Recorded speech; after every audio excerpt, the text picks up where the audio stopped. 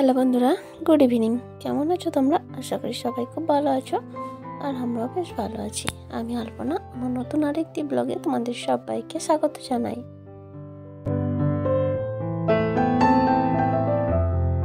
আজকে হলো মঙ্গলবার, আর এখন বাজে বিকেল 4:30। তো আজকে এখন থেকে তোমাদেরকে সাথে নিয়ে আজকের ভিডিও শুরু করছি। পুরো ভিডিও জুড়ে থাকার অনুরোধ রইল।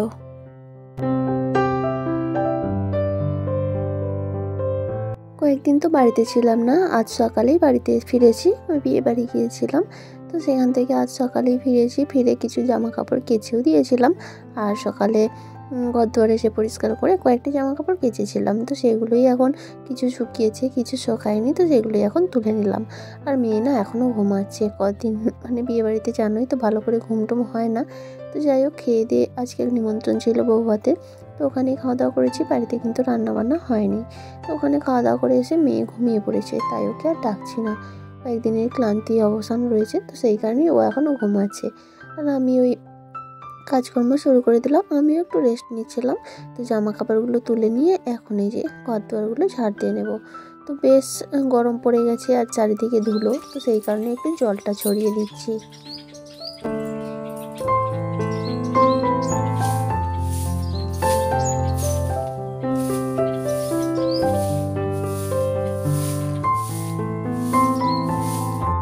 বেশ কিছুদিন হলো বিকেলের রুটিনটা শেয়ার করা হয়নি, তাই ভাবলাম আজকে তোমাদের সঙ্গে বিকেল থেকে রাত্রি পর্যন্ত রুটিনটা একটু শেয়ার করে নিই।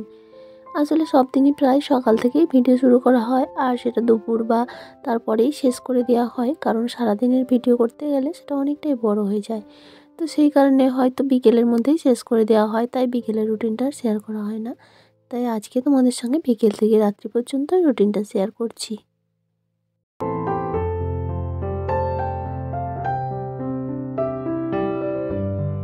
আসলে বিকেলের দিকে এইভাবেই শেয়ার করা হয় না, কারণ কি বিকেলে খুব একটা কাজ থাকে না, তো ওই টুকটাক কাজ থাকে, তাই তোমাদের সঙ্গে কি আর শেয়ার করব, তাই সে হয়ে ওঠে না। তো তারই মধ্যে মাঝে মাঝে তো দেখাতেই হয়, তাই না? কারণ সব দিন সকালে রুটিনটা ভালো লাগে না, একঘেয়েমি লাগে। তো যাই হোক, ওদিকে ঘর দোর সব ঝাঁট দিয়ে চলে আসলাম। এখন এই যে ব্যাগটা খুলবো, তো ব্যাগের মধ্যে খুলে আবারও কিছু জিনিস ঢুকিয়ে দেবো, কারণ আমার যে জিনিসগুলো রয়েছে এখন কাচবো না। আজকে কয়েকটা বাইরের জিনিসই কেচেছি, তারপরে কালকে ভেবেছি মেয়ের যা আছে সেগুলো কেচে দেবো, তারপরের দিন তোমাদের দাদাভাইয়েরগুলো কাচবো, আর তারপরে সবশেষে আমারগুলো কাচবো। তো সেই কারণেই সব আমারগুলো আবার ব্যাগের মধ্যে গুছিয়ে নিচ্ছি, আর যেগুলো কাচবো সেগুলো বের করে রাখছি। তার কারণ কি, একদিনে সব কেচে দিলে না মেলার মতো জায়গা নেই, আর শোকাতেও সমস্যা, আর শারীরিক কষ্টটাও বেশি হয়ে যাবে, তাই একটু ভাগ ভাগ করেই নিচ্ছি। তো এই যে এখন যেগুলো কাচবো না সেগুলো ঢুকিয়ে দিলাম, তোমাদের দাদাভাইটা আর আমারটা। আর এখন এই যে মেয়ের জিনিসগুলোই বের করে নিচ্ছি, ওগুলো সব কালকে সকালে কেচে দেবো।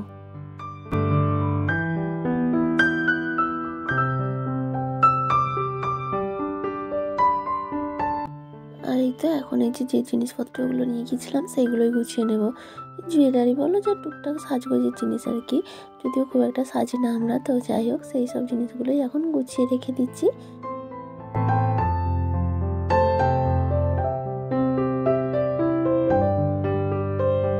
আমার আজকের ভিডিওটা তোমাদের কেমন লাগলো অবশ্যই কমেন্ট করে জানিও, আর যদি কোথাও একটু ভালো লেগে থাকে তো প্লিজ একটা লাইক করে দিও, আর চাইলে তোমরা ভিডিওগুলো শেয়ারও করতে পারো। আর আজকের ভিডিওতে যদি কোনো নতুন বন্ধু থেকে থাকো, তুমি চাইলে চ্যানেলটা সাবস্ক্রাইবও করতে পারো। আর যারা অলরেডি সাবস্ক্রাইব করে আমার ছোট্ট পরিবারের সদস্য হয়ে গেছো, তাদেরকে অসংখ্য ধন্যবাদ।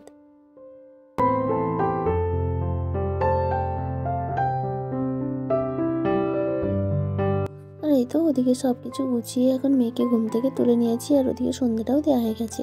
তবে আমি দিইনি, তোমাদের দাদাভাই দিয়েছে, কারণ আমারও সমস্যা রয়েছে।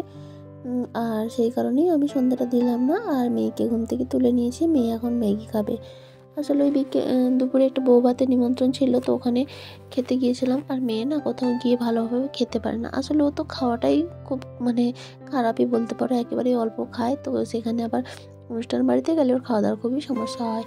তো যে কারণে ম্যাগি খেতে চাইলো, তাই ম্যাগিটা করে দিলাম। আর জানো তো, কয়েকদিন এত রিচ উল্টোপাল্টা খাওয়া দাওয়া হয়েছে, প্রত্যেকের না আমাদের সমস্যা হচ্ছে। তাই এই কদিন ভাবছি 2-3 দিন অন্তত একেবারে হালকা খাবার খাবো। তা নাহলে বিয়ে বাড়িতে না প্রচণ্ড রিচ, প্রত্যেকটা দিন মাংস এটা সেটা করে খাওয়া হয়েছে, তো শরীরের অবস্থা খুবই খারাপ। তাই এখন শুধু মনে হচ্ছে কি ঘুমাতে পারলে শান্তি।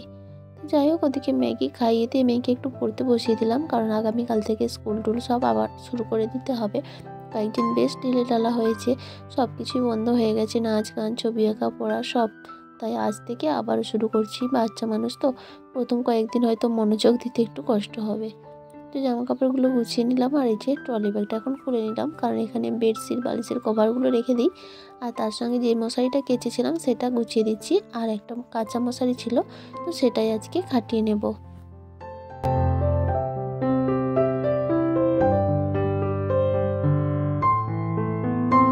আর তারপরে ভাতটাও বসিয়ে দিয়ে গিয়েছিলাম, আর বলেছিলাম না একেবারেই হালকা পাতলা রান্না করব। তো অল্পই চাল নিয়েছি, কারণ খাওয়ার মতো ইচ্ছা কারোর নেই, তবুও দু চারটে খেতে হবে। তাই আলু সেদ্ধ দিয়েছি দুটো, আর ওদিকে গোড়ার মধ্যে ডাল সেদ্ধ করতে দিয়েছি। তো আলু সেদ্ধ আর ডাল বানাবো। আর এখন দেখো কিছুটা সময় পরে খাওয়া দাওয়া হয়ে গেছে, আলু সেদ্ধ ডাল। তো খেয়ে দিয়ে এখন এই যে গ্যাসটা মুছে নিচ্ছি, আর কয়েকটা বাসন হয়ে গেছে, তো সেগুলো এখন ধুয়ে নেব। যেহেতু গরম পড়ে গেছে, তাই বাসনটা ধুয়ে রাখলে সকালে যেহেতু অনেকটাই কাচবো, তো অসুবিধা হবে না। তা না হলে ওই বাসনগুলো ধুতে আবারও সময় লেগে যাবে, তাই একটু কাজ এগিয়ে রাখছি।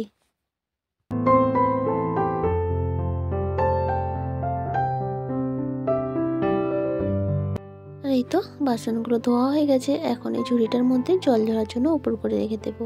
সারা রাত জল ঝরে গেলে সকালে আবার গুছিয়ে নেব।